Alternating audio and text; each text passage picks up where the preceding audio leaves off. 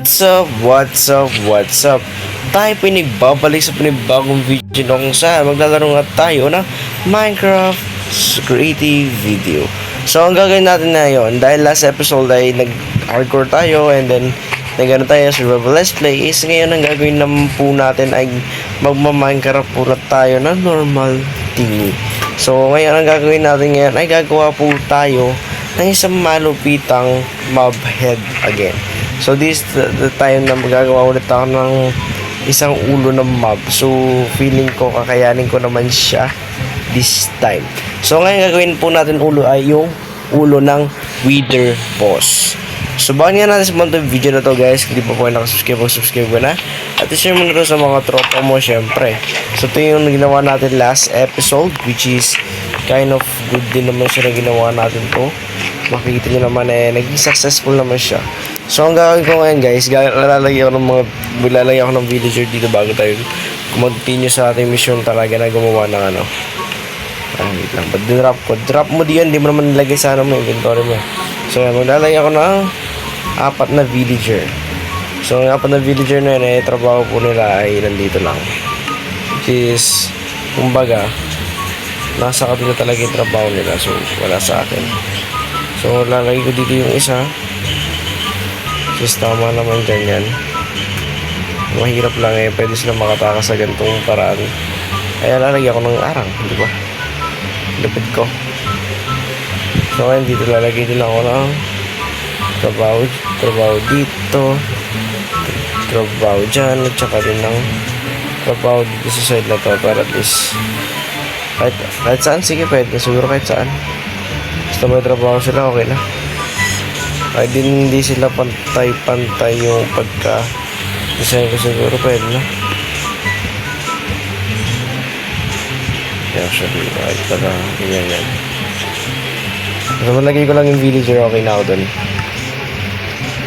Lagyan natin muna yung villager guys, kasi kailangan kong ilagay yung mga villager. Kahit ilan yung gusto nyong gumawa kayo ng bata dyan, okay lang. Gumawa kayo ng bata dyan. Parang bastos naman sabihin nung sinabi nyo, pero okay lang. Malalagay tayo ng golem sa loob. Saan ba? Sige, kahit 2 golem na pwede na. Sige, actually kahit 3 pwede. Tapos may golem sila sa loob and safe sila. Hindi sila pwede. Na-record na ako kanina. So ngayon, kumbaga, pagpapatuloy ko na lang yung recording ko kanina. So na-delete ko lang siya ng hindi ko sinasadya actually. Dalagang hindi ko sinasadya ma-delete yun. Ang mangyari, na-delete siya. So dahil sa na-delete siya, yun yung dahilan. Bakit? Na-i-delete po siya nang wala sa oras. So yun nangyari, na-delete ko. Yung nangyari, na-i-delete ko nang wala sa oras. So dahil sa na-i-delete ko wala sa oras, ano mangyayari? Siyempre, na-i-delete talaga. So ngayon, para matapos na kagad to, siyempre, gawin na natin yung plan natin para. So ganito yung plan natin para. Una is lalagay tayo ng mga black dito. Siyempre, black something, black pa tsaka gray na pwede natin i-gawin. As siguro pang ano lang, pang multiply blocks siguro pwede. So sige, ilalagay natin yung muna yung gray muna tayo para at least hindi siya masyadong clear tignan. I-gray ko siya. So ganyan kalaki, kasi feeling ko ganito kalaki na block is actually marami na tayo pwedeng ilagay dito. Sige, just natin ang konti para hindi masyadong maliit siguro. Yan. And then yung ulo, pwede na ba yung ganyan kalait na ulo? Feeling ko hindi ba? Pagdagan natin ng 2 pang blocks para at least hindi siya ganyan. Pwede siguro ganyan kalaki, kasi hindi naman natin kailangan na malaking wither head. Actually masyado naman malaking wither head masyado naman mahaba yung paggagawa natin, kasi hindi naman ako tamad gumawa. Siguro ganyan. Hindi na natin kailangan masyadong i-block, kasi kapag po block yung mangyayari dyan, pangit tignan, halos block. Pangit niya naman tignan naman yung block lahat, diba? So huwag natin gawin na block. Guys, nag-intro ako kanina. Ang ano po, hindi ko lang alam. Nag-lag na naman po yung mismong recording system ko. Hindi po yung phone yung may problema, hindi po yung laro ng Minecraft or ano. Yung recording kanina talaga par. Hindi lang siya nawala. Wala sana tayong ganito. Pero yan, di ba ganyan yung magiging style niya?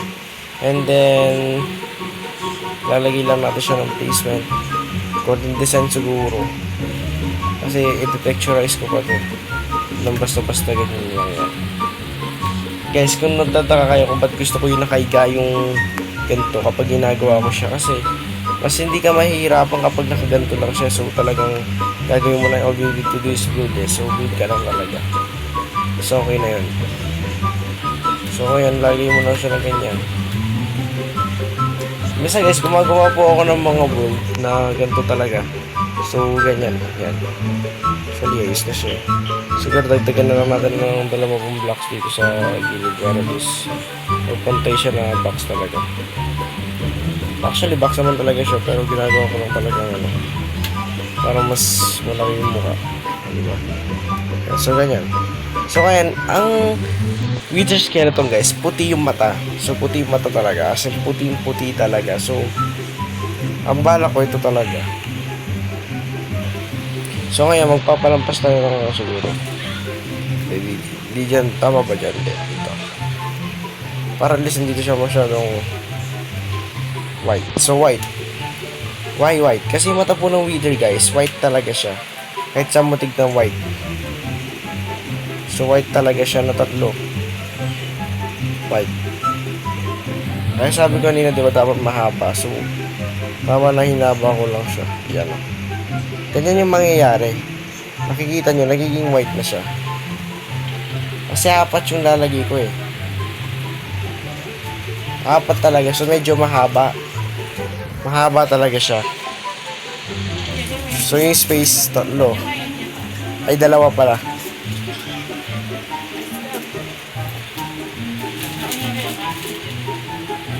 Apat talaga. 4 talaga. So, ayan na gagawin ko yan. 3. 2 to. So, tama ba na 4? Kulang pa ba sa ganyan? Feeling ko tatagdagan ko pa ng isa. So, mangyayari niyan, ito ay imumove ko siya dito. Tatagdagan ko pa siya ng konti pa. Pati sa kabila. Kasi dapat patay. So, patay natin siya. Para magandang tignan. Sige, move ko pa itong dito. Feeling ko kasi mamove ko talaga yan. Para at least pantay siyang tignan guys. Gawin natin siyang ano. Kumbaga, i-adjust pa natin yung mata. Para sweet pa. Maganda siyang tignan. At bakit po kasi guys, kapag yung mata hindi siya pantay. So, parang wither to. So, ang wither guys, sa mga hindi po nagkakalam, ang wither boss ay isa po sa pinakamahirap kalaban sa loob ng Minecraft. Opo, tama po kayo nung narinig. Isa po siya sa pinaka hardness or pinaka mahirap labanan sa loob ng Minecraft talaga. Isa din siya sa mga final bosses. Kasi talagang yung overworld lang yung walang final boss. Yung nether meron, which is yung ito nga, wither boss. And yung ano, wala na actually. Alas yung end meron yung dragon which is final boss. Considers final boss na rin yun. So kumbaga yung walang final boss talaga is yung overworld. So I hope someday bigyan po nila ng parang wither boss or parang wither boss tuloy. Final boss ang overworld kasi para at least may challenge pa rin yung diba? So ngayon ang gagawin ko na lang ngayon, medyo kumulang yung dito actually. Kumulang yung noon niya. Kumunti yung noon niya pare.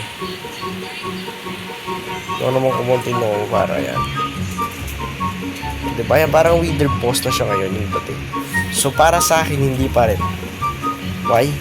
Kasi hindi pa siya naging parang nakakatakot since feel na parang takot ko talaga sa kanya. So feeling ko texturize ko ito pwede ko eh. Itong parang gate ko. Pwede siyang i-texturize actually.